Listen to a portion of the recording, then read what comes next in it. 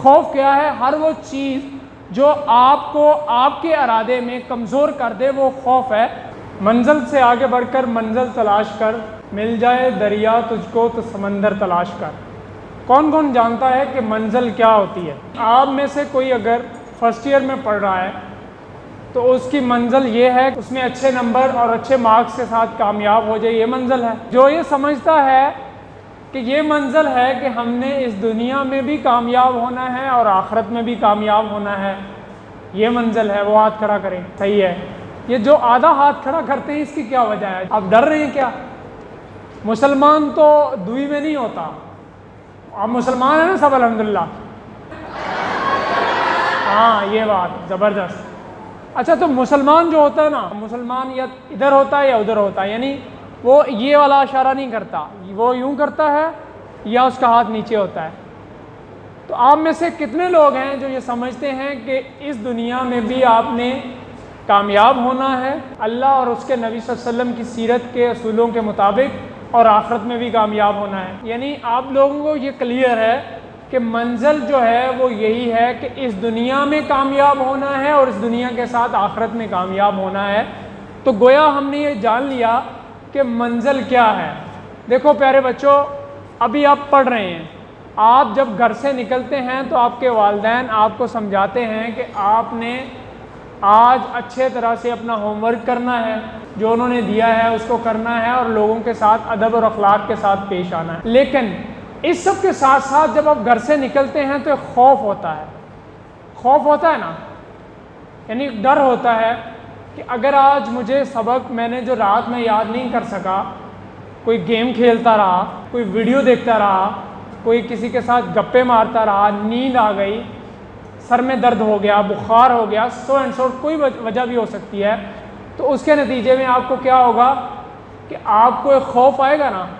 खौफ ये होगा कि आज अगर मुझे मेरा होमवर्क ना सुनाया गया, ना मैं सुना सका, तो उसके नतीजे के अंदर मेरे कोलीग जो हैं उनके नज़दीक मैं उस तरह का ज़हीन बच्चा नहीं हूँगा। उनको ये लगेगा कि मैं एक सुस्त बच्चा हूँ, ज़हीन बच्चा नहीं हूँ, मेरे उस्ताज़ा मुझे बुरा भला कहेंगे, ऐसा होता है ना। इसी तरह एक और खौफ भी होता है। अच्छा, आपको कभी ये खौफ हुआ आप कि आज मैं घर जाऊँगा और मुझे घर में जब मैं पहुँचूँगा तो मुझे खाना नहीं मिलेगा? ऐसा कभी खौफ हुआ? ऐसा कभी खौफ हुआ? किसी को हुआ? ऐसा क्यों नहीं होता? ऐसा खौफ आपको क्यों नहीं होता? ऐसा खौफ आपको इसलिए नहीं होता कि बस ठीक, ऐसा खौफ क्यों नहीं होता आपको? ये आप सोच ही नहीं आती आपके जहन में कि आप घर जाएंगे। हाँ, ये हो सकता है कि आपकी पसंद का ना हो, तो उस सूरत में क्या है, जो अल्लाह के नबी सल्लल्लाहु अलैहि वसल्लम की सीरत है कि अगर पसंद का खाना ना हो तो खामोशी से आप ना खाएं, लेकिन उसमें बुरा भला और उसमें कीड़े ना निकालें, ये अलग बात है। लेकिन आज हम बात कर रहे थे कि इंसान जब मंजिल की तरफ हम चलते हैं तो मंजिल को खोटा करने वाली चीज़ सबसे बड़ी जो है खौफ है। खौफ क्या है? हर वो चीज़ जो आपको आपके इरादे में कमज़ोर कर दे, वो खौफ है। हर वो चीज़ जो आपके चढ़ने वाले कदमों को सीढ़ियों से नीचे की तरफ गिरा दे, वो खौफ है। हर वो चीज़ जो आपके ख्वाबों को तोड़ दे और आपको एक इंसान से मिट्टी का बोधू और मिट्टी का बुत बना दे, वो खौफ है। वो चीज़ जो आपके बढ़ते हुए कदमों को रोक दे, वो खौफ है। कि जब हम मंजिल की तरफ बढ़ते हैं तो उस मंजिल को, जिस मंजिल को अभी आपने सोचा, वो दो तरह की है। एक मंजिल है दुनिया की। कौन सी? देखें, याद रखें, दुनिया आखिरत की खेती है। गंदम से क्या बनती है? आटे से क्या बनता है? तो रोटी जो है उस गंदम को हासिल करने के लिए ज़मीन में बोना पड़ता है कि नहीं? अच्छा, अब जो लोग गांव वगैरह में रहते हैं वो जानते हैं कि ज़मीन में अकेला बोना नहीं पड़ता, उसके लिए ज़मीन पहले तैयार करनी पड़ती है, मेहनत करनी पड़ती है, जाड़ जंखाड़ निकाल के फेंकना पड़ता है, पानी के लिए जगह लगानी पड़ती है, उसको पानी देना पड़ता है, उसके बाद मौसम से बचाने के लिए उसको स्प्रे और दीगर कीड़ों से बचाने के लिए उसको सब कुछ करना पड़ता है ना। तो उसके बाद क्या तैयार होता है? गंदम तैयार होती है। जब गंदम तैयार होती है तो गंदम को हम खाते हैं तो वो खेती है, उस खेती के लिए मेहनत करनी पड़ती है। इसी तरह मेरे भाइयों, मेरे दोस्तों, आपको जब आपने अपने मकसद के लिए बढ़ना है आगे, तो उस आखिरत के लिए इस दुनिया में कुछ करना है। तो ये याद रखिए, जो लोग इस दुनिया को अच्छे से नहीं गुजार सकते, उनकी आखिरत भी मुश्किल से ही अच्छे में गुजरेगी, क्योंकि इस दुनिया में जो करेंगे वही काटेंगे आप। अगर आप इस दुनिया में उस गंदम के खेत में गंदम की बजाय चना कर देंगे तो क्या आपको मिलेगा? गंदम मिलेगी। जो ये कहे कि नहीं मैं इस दुनिया में तो चना काश्त करता हूँ, इस खेत में मैं चना लगाऊंगा और 6 माह बाद, 2 माह बाद, 3 माह बाद मैं इसमें से गंदम काट लूँगा, ऐसा मुमकिन है? अगर ऐसा कोई कहे तो आप उसको समझदार कहेंगे? क्या कहेंगे? दीवाना है, बेवकूफ़ है, इसको पता नहीं है, इसको खुद समझ आ जाएगी जब इसके साथ होगा। तो मेरे भाइयों, अगर आपने अपनी मंजिल में, अपनी मंजिल पर पहुंचना है तो आपको वही काम करने होंगे जो आपको इस दुनिया में कामयाब कर दें, और उसके साथ आपकी आखिरत के अंदर जो फसल होगी वो उसके साथ आपको मिल जाएगी। अब एक होता है खौफ और एक होती है ख्वाहिश। क्या होती है? उम्मीद, उमंग। जब आपके अंदर एक होप जन्म लेती है तो उस होप का दुश्मन क्या है?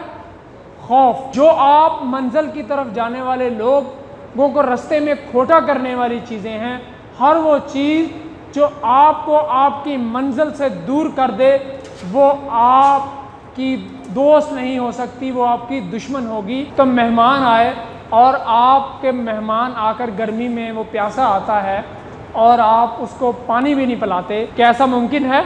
लेकिन दुनिया का एक मुल्क ऐसा है जहाँ ये मुमकिन है। अगर मैं ये कहूँ, अगर ऐसा है तो आपको कितना अजीब लगेगा कि कैसे लोग हैं, मेहमान को पानी नहीं पूछते। इसको कहते हैं वैल्यूज़। आप में से अर्तुगरुल देखा है किसी ने? नहीं, माशाल्लाह सबने देखा है। उसमें उनकी रवायात हैं। उनकी रवायात क्या हैं? मैं आपको वैल्यूज़ समझाने लगा हूँ। उनकी रवायत और अक़दार ये है कि उनके कबीले में जो आके पनाह ले लेता है उसके लिए वो दुश्मन से लड़ पड़ते हैं, लेकिन उसको पनाह देते हैं, उसके लिए अपना सब कुछ तन मन धन पे लगा देते हैं। ये उनकी क्या है? वैल्यू है। इसी तरह उनकी वैल्यू ये है कि वो मेहमान नवाज हैं। देखते हैं ना आप, ये इसी तरह हर इंसान, जब तक आप ये नहीं जानेंगे, कुछ लोगों, आपके कुछ क्लास फेलोज, कज़न्स, दोस्त, महल्लेदार ऐसे होंगे जो बिलावजह झूठ बोलते होंगे।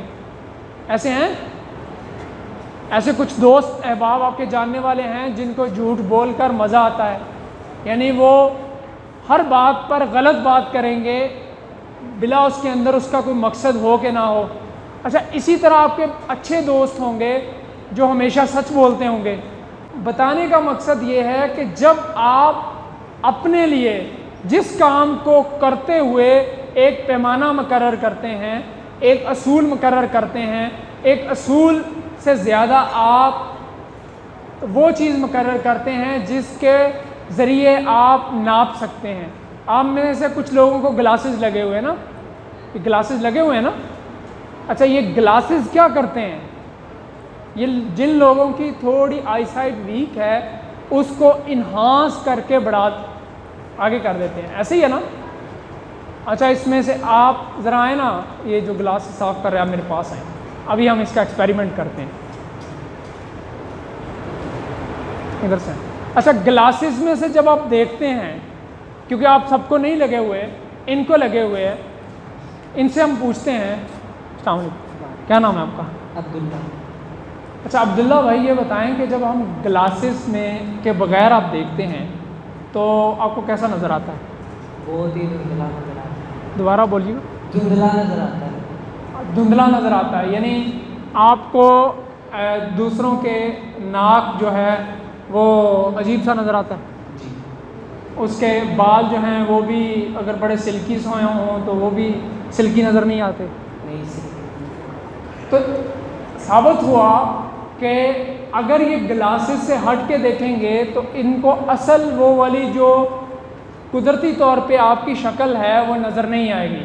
जब वो शक्ल नज़र नहीं आएगी तो उसके नतीजे में क्या होगा, आप तो अपने तौर पर बने ठने खूबसूरत होंगे, ठीक है, लेकिन जब ये देखेंगे तो उसके इनको उस तरह का नज़र आएगा।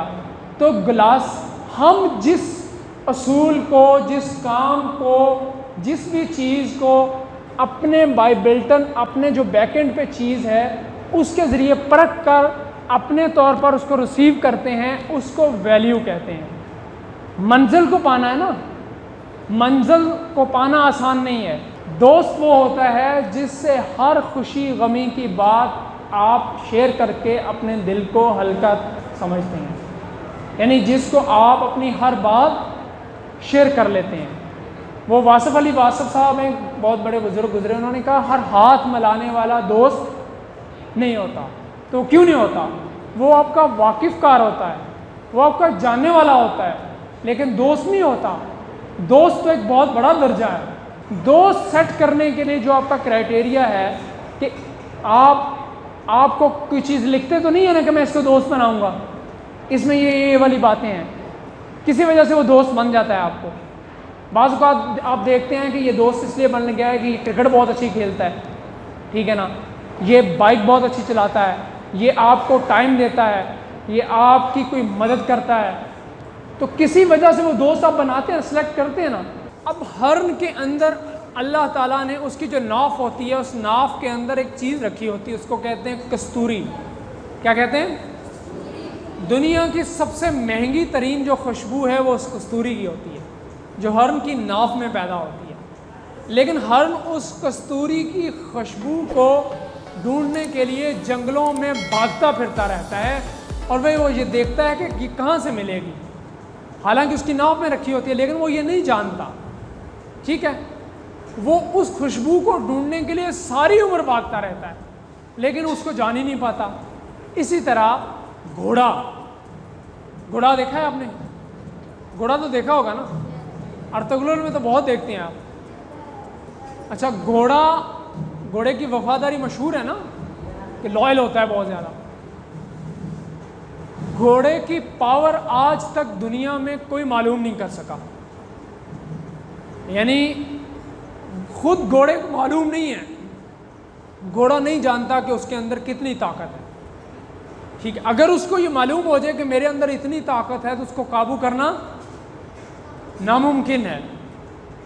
इसी तरह इंसान, आप देखते हैं एडिसन का आपने नाम पढ़ते हैं, एडिसन पढ़ा है आपने?